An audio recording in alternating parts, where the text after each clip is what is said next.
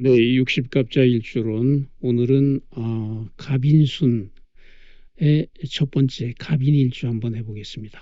갑인순은 이제 사주 60갑자에 6개 순이 있는데 그 마지막 순이죠.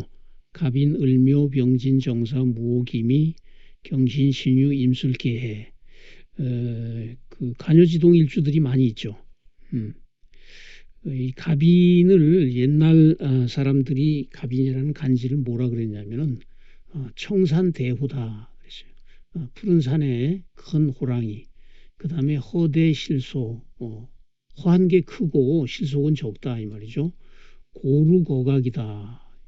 우리 누각이라 그러잖아요. 이렇게 사람 사는 집은 아니죠. 그 지어놓고 크게 높이 지어놓고서는 그 사람들이 가가지고 거기서 뭐 시도 짓고 노래도 부르고 또는 뭐 높은 사람들이 진시도 하고 그런 정자 이런 것도 고루거각이라 그러죠. 정자 중에서 굉장히 화려한 거. 환신지상은 이제 환신이 뭡니까? 그 환관이죠, 환관. 신하는 신한데 그 내시들, 내시와 같다. 왜 이런 소리를 했을까요? 청산대후는 이해하기 쉽죠. 이게 목이니까. 목은 청색이잖아요. 그죠? 청색. 음. 그 요건 뭐 호랑이니까. 음. 그런 호랑이. 근데 산이라는 거는 왜 그랬겠어요? 호랑이가 일단 산에 살고 그다음에 요 갑, 요게 인도 그렇지만 산에서 자라는 큰 나무, 동량지제라 그러죠. 어려운 말로. 우리가 그 건물 지을 때 대들보 나무 있잖아요. 대들보로 쓰는 나무는 큰 나무죠. 산에서밖에 안 나죠, 그죠? 그걸 동량지제라 그러는데 그래서 산에 푸른 산에 있는 그 큰 호랑이다. 왜 큰 호랑이라 그랬을까요? 호랑이가 사주 간지에서 5개가 있죠. 갑인 호랑이가 있고 그 다음에 병인, 양간들은 다 인이 붙어져 있죠. 그 다음에 무인, 그 다음에 경인, 음, 그 다음에 이민 이렇게 있는데 이 중에서 얘가 제일 크단 말이죠. 왜냐하면 맨 처음 거잖아요. 맨 처음에 난 고양이죠. 저 호랑이죠. 그러니까 큰 호랑이다. 근데 큰 호랑이인데 젊은 호랑이죠. 맨 처음이니까 젊은 호랑이, 어린 호랑이, 어린 호랑이. 어린 호랑이는 어때요? 어, 호랑이는 나가지고 뭐 몇 달만 되면 다 크잖아요. 힘이 제일 셀 때가 그때죠. 힘은 굉장히 센데 사냥하는 솜씨는 어때요? 어, 얘네들보다 떨어지죠. 그러니까 보기에는 힘세고 등치도 좋고 그러는데 실속은 없어. 그 사냥감을 이제 잘 잡지 못한다 이런 얘기죠. 그러니까 호대실소다 이런 말 한 거죠. 그다음에 고루고각도 이제 이게 다 이제 비슷한 얘기인데 큰 집에 큰 그 고루고각 그러니까 이제 누각 음, 그 이런데 사람이 사는 데가 아니죠. 그 시인들이나 선비들이 모여가지고 뭐 해요 거기서 풍류하죠, 그죠? 한가하게 시를 읊고 뭐 고담 줄론을 논하고 뭐 가끔은 이제 음악도 하고 뭐 이러잖아요, 그죠? 그러니까 그게 실생활에는 도움이 안 되죠. 그 부인이 볼 때는 어떻겠어요? 음, 그 나가서 노는 거죠, 그죠? 그러니까 실제 도움이 안 된다. 실소다. 실제 그 실속은 없다. 그런 말이고, 환관 내시들이 어때요? 비슷하죠? 신세가 임금을 가까이서 모시지만 환관들은 저식도 없잖아요, 그죠? 거세돼 있기 때문에 임금을 가까이에서 보필하니까 굉장히 화려해 보이지만은 어때요? 실속은 없다. 그런 걸 이제 환관의 처지에다가 이제 비유를 한 거죠. 그래서 이런 얘기를 했고, 어, 십성으로는 이게 비견이죠, 비견. 그죠? 갑이 인을 보면, 비견이고, 12운성으로, 록이죠, 록. 록지. 비견이라는 것은, 간여지동이란 말이죠, 여기. 천간하고 지지하고, 다 목인데, 음양도 같아요. 그러니까 간여지동이다. 간여지동 일주들을 여러 개죠, 그죠? 뭐 갑인을묘, 무진, 무술, 기미, 기축, 경신, 신유 이런 거 다 간여지동이잖아요. 특징이 뭐냐면은 한결같이 사람이 주관이 확실하죠. 경쟁심도 강해가지고 지지 않으려고 그래요. 간여지동도 그러지만 이제 일지가 겁재가 되는 일주들이 있죠. 병호, 정사, 임자, 계해 이런 것도 이제 오행적으로 기운이 같죠. 음양은 다르지만 이것도 똑같아요. 자기가 옳다고 생각하는 경향이 있기 때문에 대체로 남의 말을 잘 수긍을 안 하죠. 좋게 말하면 자신감이 있는 거고 나쁘게 말하면 뭐 저 잘난 맛에 사는 거죠. 그래서 이런 사람들은 웬만해서는 열등감을 가지는 경우가 거의 없어요. 열등감은커녕 쥐뿔도 없어도 근거 없는 자신감에 충만한 경우가 많죠. 나쁘다는 게 아니에요. 세상살이에서는 그런 마음을 그런 어떤 자세를 가지는 것도 현대에서는 긍정적인 측면이 더 많죠. 뭐 조그만 어려움이 있어도 막 늑담하고 그러는 사람들보다는 낫잖아요. 이 험한 세상을 헤쳐나가려면 고집이 세죠. 되게 자기 주장이 강하고 그 중에서도 가비는 어때요? 이 가비라는 게 쭉 뻗어 올라가는 나무잖아요. 그러니까 특히 그런 성정이 잘 나타나죠. 이 실제로 간목일간들, 뭐 갑인일주도 마찬가지지만 몸의 유연성이 많이 떨어져요. 그래서 체조나 이제 요가 같은 운동이 이런 사람들한테는 도움이 되죠. 같은 목일주지만 이제 뭐 을목일주 또는 뭐 화일주 이런 일주들은 굉장히 몸이 부드럽고 유연하죠. 갑 일간들의 특징이죠, 그게. 이제 신살로 보면은 이게 그 외롭다는 고란살이죠, 고란살. 고란살. 고란살 여러 번 설명했죠. 여기서는 생략하고 그다음에 좋은 게 있죠. 뭐가 좋냐 하면은 일덕이죠, 일덕.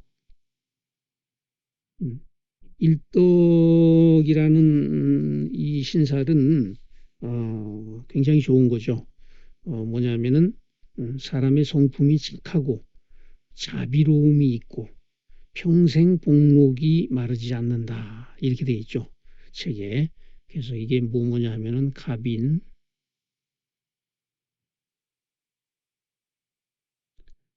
병진, 경진, 무진, 임술. 복 받은 일주들이죠, 그죠? 사람이 착하고 자비로움 있고 평생 복록이 마르지 않는다. 얼마나 좋아요, 그죠? 그리고 이제 이 갑인 일주들도 그렇지만은 이제 간여지동 일주들의 특징이 뭐냐면 배우자 관계에서는 불리해요. 내 배우자 자리에 요게 일지가 배우자 자리잖아요, 그죠? 여기에 비견이 들어있는 거죠. 뭐예요, 비견은? 나하고 똑같은 거죠, 이거. 경쟁자. 그러니까 여자보다 남자가 더 불리하죠. 남자 사주에서 일지의 비견은 뭐예요? 그 처성이 남자한테는 재성이잖아요. 재성을 몰아내는 형태가 되니까 처운이 좋기 어려워요. 남자보다는 덜하지만은 여자도 일지의 비견이 있다는 거는 어, 그 관살이 들어와가지고 그 일지에 들어오려 그러는데 관살이 관살이 이제 비견을 극하는 거를 비견이 싫어하죠. 탐탁지 않게 생각한단 말이에요. 그러니까 남편이 자신을 통제하려고 하는 걸 용납하지 않아요. 순종적인 아내가 되기는 어렵다. 그러니까 어때요? 뭐 착한 남자를 만나면 잘 살겠지만 똑같이 고집 세거나 지가 이렇게 휘어잡으려는 남자를 만나면은 어, 끝까지 잘 살기가 어렵다 이런 얘기죠. 그래서 이제 갑인이 또 고란살도 되고 그런 거죠. 갑목이라는 나무가 자기 바로 아래에 자기하고 똑같은 기운인 록을 가지고 있으니까 우리가 그 뿌리 깊은 나무라 그러죠. 뿌리 깊은 나무는 어때요? 바람에 흔들리지 않죠. 일간의 뿌리가 강하니까 기본적으로 몸도 대체로 건강하죠. 체격도 강하고 그래서 젊어서는 잔병 치레를 잘 안 해요. 늙으면 뭐 누구나 잔병 치레 하는 거죠. 음. 아까 이제 동량지제라 그랬죠. 동량지목, 대들보, 인목도 그렇고 어, 그 호랑이니까 이는 호랑이가 큰 나무 아래에 있는 그런 형상 또는 나무를 나무 위에 올려놓은 모습이죠. 아래 위 전부 나무니까 뻣뻣하고 굽히지 않는단 말이에요. 키 큰 것이 두 개니까 우뚝 선 형상. 갑은 청간의 첫 번째 글자이고 호랑이도 산중의 군자라 그러죠. 동물의 우두머리니까 이 갑인일주들은 책임자나 지도자의 상이죠. 남한테 굽히거나 순종하거나 수동적으로 굴지 않아요. 자기가 앞장서요. 음. 근데 이제 이 지장간에는 뭐 있어요? 무병갑 있죠. 음. 재성과 식신과 비견 이렇게 있는 거죠. 그러니까 이게 식신과 재성을 잘 쓸 수 있는 구조죠. 식신생재하니까. 그래서 식신의 성정, 편재의 성정 이런 것도 잘 드러나요. 그래서 식신생재하니까 재물 취득에 대한 능력과 욕심도 강한 사람이죠. 어떤 조직에 가서라도 이제 자기가 지도자가 될 수 있고 또 그런 걸 맡으면 잘 해낼 수 있는 그런 능력을 가지고 있는 사람이죠. 인에서는 이 병화가 장생하죠. 병화가 인목을 만나면 가장 힘이 있죠. 그러니까 식신의 기질이 강하게 되죠. 그러니까 그렇게 빳뻣하지만은 또 융통성이 없는 거 아니에요. 또 베푸는 그런 마음도 있고 겉으로 보기보다는 사고방식에서는 유연성이 있는 사람이죠. 다른 뭐 을묘나 이런 건 유연성 없잖아요. 그죠? 을묘, 뭐 신묘, 신유 이런 거는 지장간에 딴 게 없죠. 그죠? 그러니까 갑이는 그래도 이렇게 다양하게 지장간이 있기 때문에 그런 유연성이 있다. 그렇다 하더라도 이제 큰 나무라는 건 뭐예요? 자기 주장이 강하고 우뚝 서 있는 상태에서 불어오는 바람을 맞아야 되니까 삶에서 평탄하지만은 않죠. 바람에 날리는 갈대 같은 그 을목처럼 순응을 안 하죠. 바람에 맞선단 말이에요. 그러니까 스트레스를 잘 받죠. 갑목도는 정신력이 강해요. 그래서 생활력이나 문제 해결의 능력도 강하니까 우리가 그 난세의 용이라 그러죠. 어지러운 세상에서 그런 세상을 만나면 용이 될 수도 있는 그런 일주라고 볼 수 있어요. 그렇게 하려고 그러니까 어떻게 해요? 고독하죠. 근데 목의 기본 성품이 인이죠. 인. 어질 인자. 어질다 말이에요. 그 대들보로 쓰는 나무니까 어질긴 하지만은 그렇다고 남한테 종속이 되거나 예속이 되거나 이렇게 복종해야 되는 그런 위치에 있기를 싫어해요. 물론 이제 사주에 정관 같은 게 있으면은 꼭 그렇지는 않지만 일반적으로 이제 일주만 놓고 보면 그렇다는 얘기예요. 결국 자존심, 독립심, 자기 중심적인 그런 기질이 강한 거죠. 일지비견은 록이니까 경쟁의 논리가 있어요. 그래서 직업적으로 보면은 경쟁적으로 밀어붙이는 사업 이런 데 소질이 있어요. 어, 사주의 다른 곳에 식상이 또 투출해 있다면은 전문 분야 한 곳을 파는 그런 사업가적인 기질 그런 걸 발휘할 수 있고 식상이 없다면 그냥 장사를 해도 괜찮아요. 그다음에 인이라는 글자가 인옷을 화운동이죠. 화운동이 이제 태동하는 글자고 그 인은 절기 입춘이죠. 그래서 양운동의 시작점, 즉 사회적 활동이 활발해지기 시작하는 그런 이제 기운이기 때문에 대체로 이제 교육이라든지 뭐 계획, 기획 이런 그 관련되는 일에도 인연이 있죠.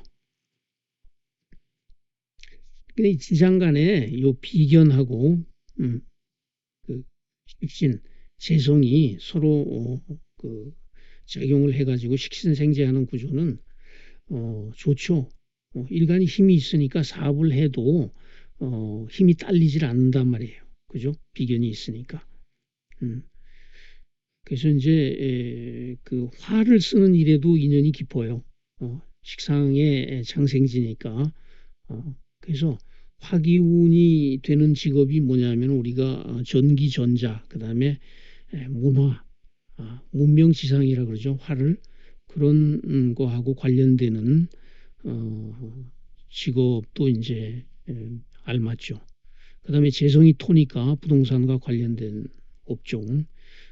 그리고 이제 다른 곳에 관살이 있으면 갑인일주들이 조직 생활에도 잘 적응해요. 그러니까 록을 깔고 앉았기 때문에 관운이 좋을 가능성이 많죠. 그래서 정관이 잘 이렇게 격이 형성되면은 갑인 일주들이 조직 생활에서도 상당히 성공하는 그런 일주 중에 하나가 되죠. 네, 오늘은 육식갑자 일주론 중에서 갑인 일주 한번 공부해 봤습니다. 감사합니다.